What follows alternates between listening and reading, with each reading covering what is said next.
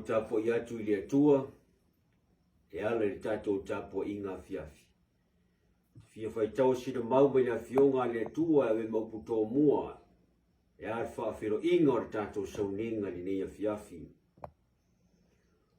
wai e wana fuatia le samilo na lo filima mana fuatia le langi ile anga mana fuatia le ele o le langi ile fua fa of ona fuatia maua fo'i i le fua ma maua iti i le fua fa atautau fa matala i le fionga le atua foa le atua o fofongia le atua faivavenga wa fasilia i le tuspa ia le nei afiafi o ai wana fuatia le sami lona lo filima ua fa matala i ngā ruenga alu tātou sirisiri ese o mea te tele o vavenga na ia whaia, ai wha matala e tuspa ia.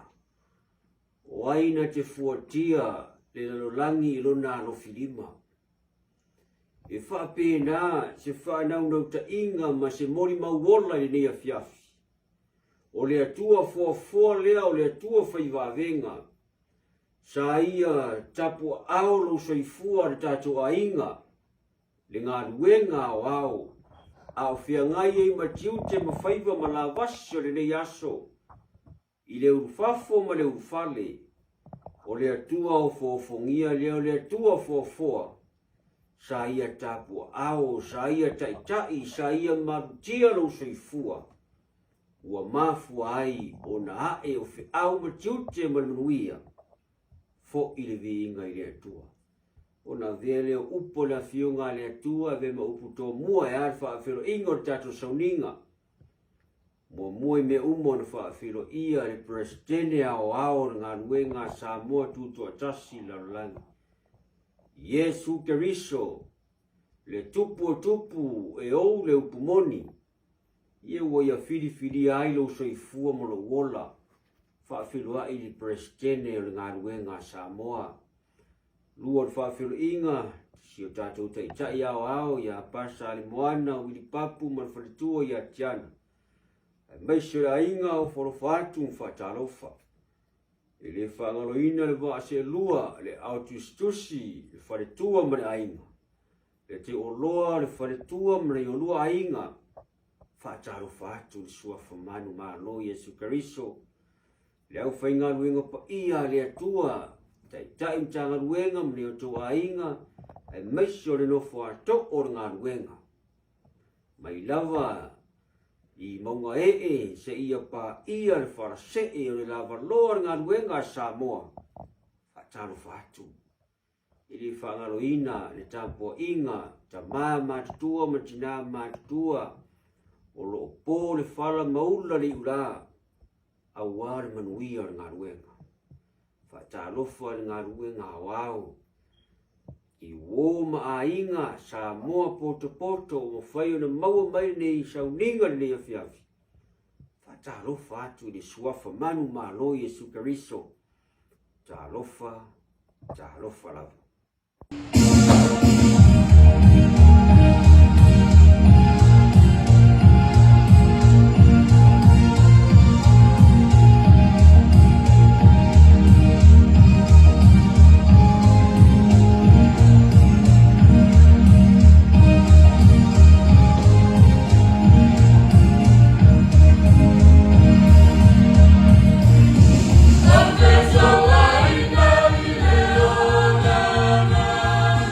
Hey!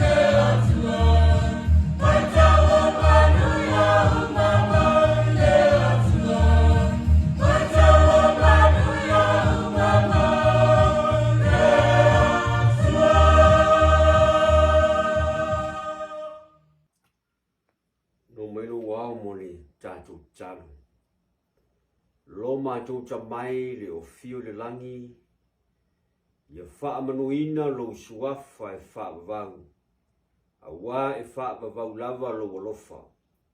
O lo walofa lea o mwhai ai o na toe e whesangai ma whesira whai lo ngā ruenga o ao mo mātou tangata i lunga o le nei ala ata. O whiangai e mātou ma le sauninga po le tapo inga le nei afiafi. Mātou te whaaleo ai i lo mātou anganga fia o le loto e tumu i whaafitai. A wā e manuia whi au matiute sa whiangai ai lau ngā ruenga o ao ai maise nei o mātou a inga. O whi au matiute le nei aso, ua i umare manuia. Whaafo i le vi inga i a te oe ta mao le a mātou su e lau fiongo pa i o le a mātou whaitau mu whaalongo. Whaau uli whaafo ngā lonu umarau ngā ruenga. Whesoa soani lau mea whai ngā ruenga le nei a fiafi e vai ma le whaatau waa. A ia whaatumuina i le tumu e a toa mai a te oe. Whaamanuia i lau fionga, whaamanuia i a te mātou. I lau suafa Yesu. Amen. E iei se tusi whaitau o le maua i se whaamalosi le nei a fiafi le tato ainga i le tusi o le lua te Salonia lua.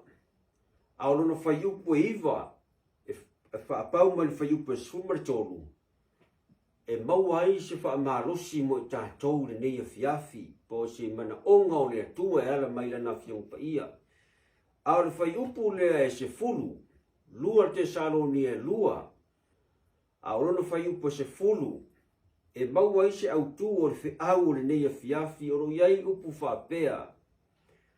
Ma mea whaasese uma o le a mio leanga, i e a whanu. A wā wala tau le talia le upumoni ma le fia iai. Ina ia whaola ina ai la tau. O le tusia le apostolo Paulo i le ekalesia i te Salonia po le aupa ia i te Salonia. A le mata upu le lua o lo whaamatala ai o mea e mua i o mai. Ao le ito ia fio whaalua mai lo tātou li whaola. Ao tātou iai i taimi whaai o le pāneta o e si la fia ma o iloa. E iai mea o le atu lai mai. O lo whaamatala i le fionga pa ia le atua. Ao mata upu lea o lo tau tino ai le tus pa ia. Whamai Paulu awane i whaaseina o tau ia o onga se se. Awa ele ai se mea e mua tupu aile i o mai le aso e te fio mai ai Yesu. Po ani awa onga to te whaalongo ai te Salonia e le tupu le aso. Pele e o mai foi le aso mua. Ai whamatala i mata upu lea a o lata le fio mai o Yesu e iaile mea manino ai le au pa ia e mua o na tupu ia malama ai le au pa ia i te Salonia. Pe tai lewa o mai le afiafi SISDAC mara ingo le atua. E leo toe e au ngā i le kalesia i te Salonia o momoe i tunga mau. E maiso le apostolo ai wa mai Faapitoa mo tātou le afiafi. Ina ia e si la fia ai mo o iloa i le mea o le a tupu ma le taimi o tātou iai. Whamatana le apostolo e ale le tusi lo le lua te Salonia ma ta upu e lua. O lo whaamatala ai le tangata o le Malaia. Le tangata whamai e whaamaua lunga. E manatu e sili ifo, e sili a e le atua. Whamai lo le apostolo, e le o mai le fio mai Yesu. Se longa e tupu mua le melea o le tetea ese. O le a whaalia ai le tangata o le Malaia. Le tangata le amio le anga e whaamaurunga ina whamai e nofo le maru o le atua. E mua la whaalia mai le tetea ese. Po le whaalia o le tangata o le Malaia. Au le tāua na o le whaamarosi le afiafi nei. Le lai mawai le whaipu le se furu le ile au tu o le tātou whiau. Ia taimi whai, whai mai ore a te tele ai mea pe pelo ar ki Apollo. Le tangata o le Malaia, le tangata o le ami o le anga. A wha mai whai upa se furu e sau, o le ngā luenga satani, e sau ma mea whaase se, le tangata e leo le Malaia. Wha mai le upa se furu ma mea whaase se, uma o le ami o le anga, i e a whanu. O le vaenga o le mau te mana e wha mafa le afiafi nei, ina ia sau ni ai a ingo le atua, awane i whaate ia i meo le hau o mai. A e ao na tātou marama lama. Wha mai e sau sa tani ma mea whaase se a le amio le anga, i e a whanu.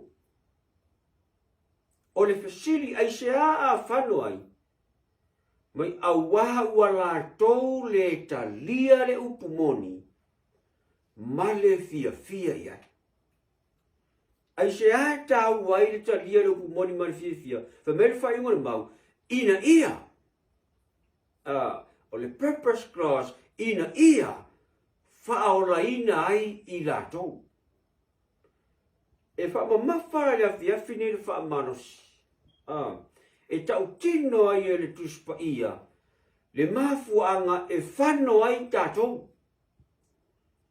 Pe whano ai le tangata ai se a e whano ai, wha mai ua rātou le talia le upumoni, ma le fia iai.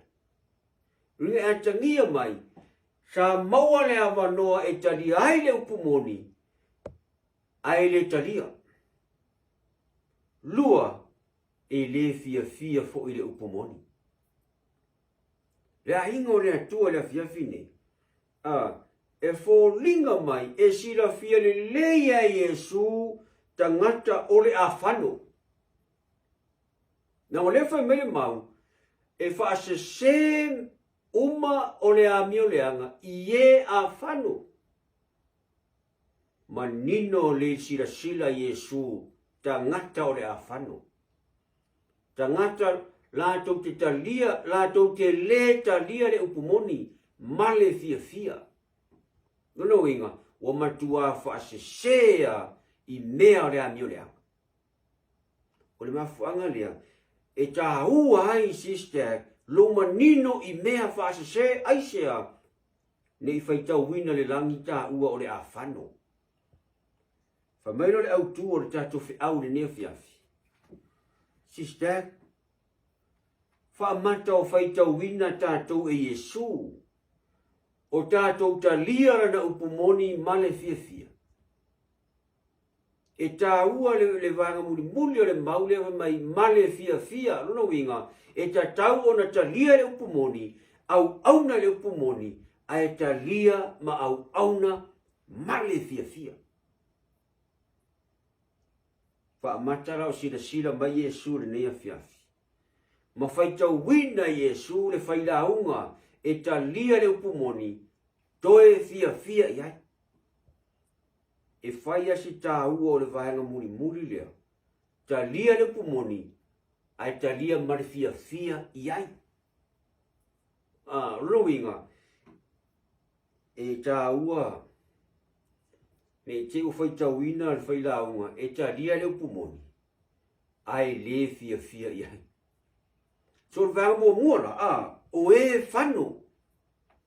Po tangata o le a whano ai se au le a whano ai, e le ta lia le upumoni male fia.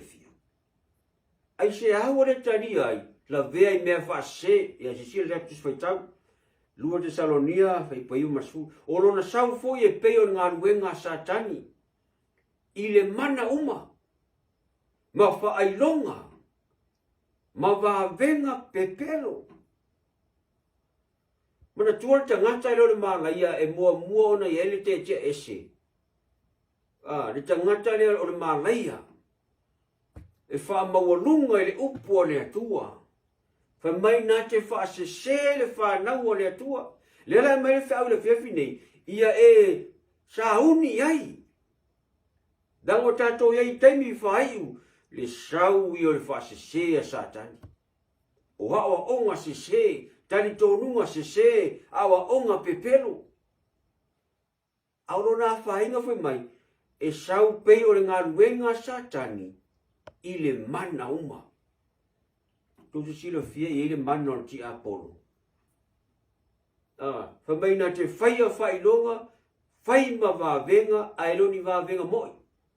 Elo ni wāwenga moni. O wāwenga pepelo.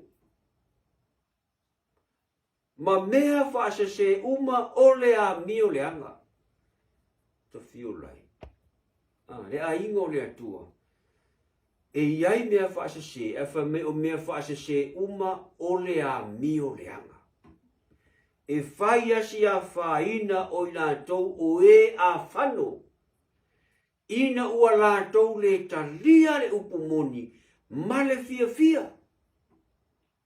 E whoringa mai, e maua le sa maua le wanoa e talia ai le upumoni. Ai lua mea, e le talia le upumoni, e le fia fia iai. A o le mafu anga whamemea unau, ina ia whaolaina i lātou. Tuna winga, e lua mea e whaolaina i tātou. O le talia le upumoni, ma fia fia iai. Ioi o whaolaina o e Yesu, whaolaina o Yesu i lona maliu. Pei tai o lo tātou ora le soifuanga o lo tau ma au o le pōriuri.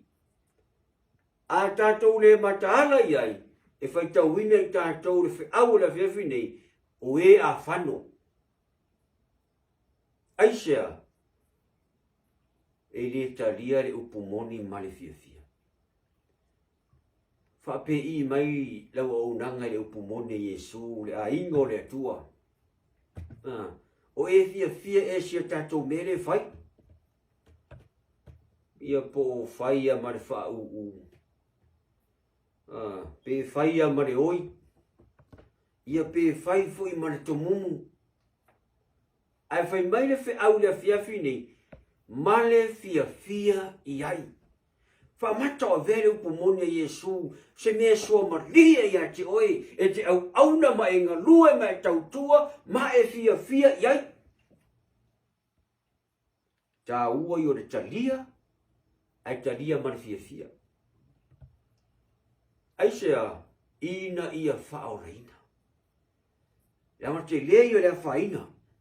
Ia sisira heba sumatas. O le mea foi lea.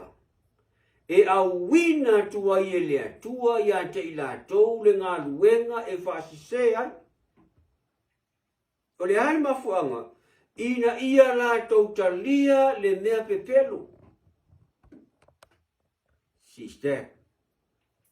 A inga o le atua. O le awha inga le iwha ipule sumatas. A o le talia le upumoni marifia. E whepa sumatas. A lau no le atua. Mea sese. A le wha mele mau. O le mea foi lea e au wina tuai e le atua. A lau e le atua mea sese a satani. E wha sese ina ia. Ma tilia ia, ona o le talia le upumoni ma le fiafia. Wawai me tātou le whainga na mea. E le alau e satani me se, alau e le atua. Tamai o le mele wa awina tua i le atua i a te ila tau, o e a whano. Le ngā luenga whasase. O nisi whaliunga wha mai ua matua i matau tia le whasase. Wa au wina e le atua. E le au wina mai se te aporo, ai whaatanga e le atua, ngā ruenga satani mea se, e a te le ana o talia me pepero. Wai mai tau mai lea whainga, o le mea pe a whai o te le talia le upumoni, male fia fia, o te le talia loa male fia fia, a lau e le atua ngā ruenga se, ma mea wha se a satani. Wa tiria ia ona o talia me pepelo. E o mai la se fio mai Yesu, fai tauina le langi, whanor fai lau. E fai asi o onga, por vanga mo moina, we a whano. Ai se aare a whano ai, e le talia le upumoni mani fia fia. Fai po suma lua. ina ia whaasalaina o ina tau umalava. O le talia le upumoni. Ai fia i lea mioreanga. Le aingo le atua le ni afiafi, le mana onga o le atua mana whaamarosi. E ala le tātou sauninga afiafi. Sei e tō ta ngai folawa po o feo e tū. Po e tū i e a whano. O ina tau o whaasa se ina e le atua. La tō te talia le mepela. Ai sau whai pa sumalua. Ina ia whaasala ina i la tau o e le talia le upumoni. O ngā le talia le upumoni. Fia e whaile a mioreanga. O le a mioreanga le whamatara i. O mea se, o mea le sao. O mea le a miotonu. O le fia i le tuina nau. O mea le sao. I whamatara ina. O e fia i le a mioreanga. Lua pete o tolu lima, o le mau masani. O te whalau tele e te ngata o e a whano. Wa mua nei lore nei mea, e o mai o naso i ngata ai, o e tau emu. Ai se hawa tau emu ai. La tau te sawa wali e tusa mao la tau lava tune nau. Ye a whano. Ua le talia le upumoni. A vai le tau emu ngara ori, fai koe wha. Whapea mai foi la tau o feo i aile upu na forofore nao le fio mai. Ua talo no moe la uanta maa ua tutu mau pea o mea uma talu o na whatoa whaia. Matua lewa na tau tala ia na toe fio mai. O lea tutu mau mea uma o le fi le mu mea uma.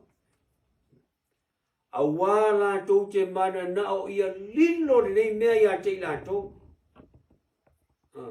Ile mana na o le talia le awa onga le upumoni. Ono inga sa mauala mano e talia ai le upumoni, ai le talia. So o roa ma le fia ia. Whamelu vaenga na lua. Vaenga mua o e a whanu. Ala vaenga na lua. O e ua alo whangia. O ina tau ia u talia le upumoni ma le fia iai. Tatus fai taura varea lua te salonia lua. Fai pa suma tonu. Au i mātou e te tau na mātou whaftai lea tua e lea unoa ono o tau. Ai se haa, lea mostonu. Lea usoi. E ualo whangia e lea li. Awana whiriwhiri lea tua i a te o tau mai lea amatanga. Ia whaola ina i le whaapa ia ina o leanga. O le tano tusi whai tau lea fiafine. Waenga mua e iai e a whano. Fai pa sifuru. A sau fai pa suma tonu. E iai fo ye ua ro whangia. Wha mata SISDAC o e au auna ngā ruenga lea tua e fai tau wina le langi. O e ua ro whangia. O oe ua ro whangia. Aisea na whiriwhiria e lea tua ta tau le amatanga. I le whaola ina, i le whaapa ia ina. Whamata o inga lue ngā ruenga lea tua, ai tu sia i tusi le langi o oe ua no whangia. Au wana whili Faapitoa oe, e te tauina lu inga o ngā ruenga lea tua marana upumoni. O wā lu inga, o wā whaafita auri, o wā whainga tau le upumoni, e talia male fia iai. O e ua lo whangia. O e ua lo whangia, lua ko hinte wha, su tasi su lua, wai mātou nei o ola o tuina atu pia lava, i le oti ona o Yesu, o e ua lo whangia. Ina ia whalia foi le soifua o Yesu i o mātou tino. Whamatala le apostolo, o lo fea ngai ma le tala inga. E tu ina tu pe e uina fe tau i ma whaapita uri ma whaingata, ma pua ngā, e tu ina tu pe le ola. Ia oti e le tino ona o Yesu. Fai mai e whaali ai le soifua o Yesu i o la tau tino, we ua aro whangia. Ape I o ni afiafi. Malau ngalue. Malau o nanga. O lou wala wina. O lou filifilia. Fa matau fa alia le soifua Yesu I lou o langa. O au mea e fai. O lau ngalue. O lau o nanga. O lau tautua. O fa alia ele soifua Yesu I lou tinu. O le nei. Ua ngalue le oti to tonu ia te imatou. A o le ola I to tonu ia te oto. O e ua alo fangia. Ea e tau ma au o le podiuri. Tau mo fai si itia le upumoni e talia ma le fia iai. O mea e fai le soifuanga nei ma le ola. E tangia e le soifua Yesu ia te oema. O laenga lue le oti I to tonu ia te imatou. A o le ola I to tonu ia te oto. Le ato le apostolo o e ua alofangia. E faalia I lona soifua ngalue. I lona soifua tu ina atu. Po le ola po le oti tu e pule Yesu. O e ua alofangia. La tau ia alofangia. Mai le mau le fai o le tatou fa manosi le nefia. Mau matani la tusi la apostolo Paulo. Ai o te le mantua te tasimea o lo lava ola foi o te le nau iai. Se ia o fa uma lo mo e male oli. A toa mara fai o maua mai le lio Yesu o te moritino atu le tala le lei. O le alofo atu o le atu. Si wa tau tino la apostolo e o ai no ola e le nau iai. Aisea e fia I le upumoni. E ngā lue mari oli. E tau le taua male oli. E faalia ele soifua Yesu I lona ola. E o ai le ola le apostolo. Na te le langona ina pe o le aoti. Aisea e tomu I le fia. E tomu I le oli. Lona au na malona ora ngā lue o tuina atu. E pule Yesu. E whaapena fui o e mau le nei afiafi SISDAC mai a ingo le atua. Whai tau wina le langi. O e ua alofangia. Ea. E le fo'i se whaafita auti. E le whaavailu ingo le ngā luenga. O le ola, o le malosi, o le alava. E tau male oli. Aisea. Fa uma le faiva. Lea le faiva. Lou wala wina. Lou filifilia. Na wala wina I taha ua ele atua. Au tato iai taimi fai. Wa sau sa tani ma mea fasise. Au taimi nei. O le tuina atu o le soifua e pule ele atua. Mai lo le fe au le nea fiafi. Fa matau fai tau wina tato e Yesu. O tātou tā lia na upumoni marfefia. SISDAC mara ingo le atua. Mai moa le langi. Mori mawina le tāpua inga le neia fiafi. Au o toe wha amanatu le tuspa ia ia te oe. Ua tautino le tuspa ia I e a whano. Aisea, e le tā lia le upumoni marfefia. Ai sau le si tu o le ata.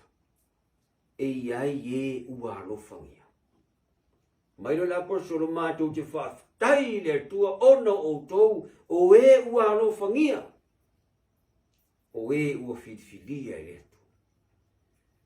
A vela fionga le atua se toe whaamanatu ia te oe maa. I o tātou au auna matalia le upumoni ma le fia iai. Amene. Lo mātou tamai o langi, whaaftai lau upu le nea fiafi. Whaaftai o lo whaamanatu mai pēa ia te mātou. O I mātou o e alofangia, na e filifilia Faapitoa I mātou. Whaaftai lau fionga, whaaftai lau avanoa mātou maua. Whaamanuia I lau ngā rue ngā wao. Mai lava na yo mātou taitai, le lava loa lau ngā ruenga, se ia pā ia se toe tamatama o lau ngā ruenga. iai lau whaamnianga. Whaamnia fo I wō maainga sa mō poto. Iai lau lofa malo wanga le le tātou malau a fio tama. Whaamangalo mātua leu whaftai tere Yesu I lau whaafunga mai. Ia vi ia lau suafa mamane le langi e whaavavau e whaavaulau. Amen.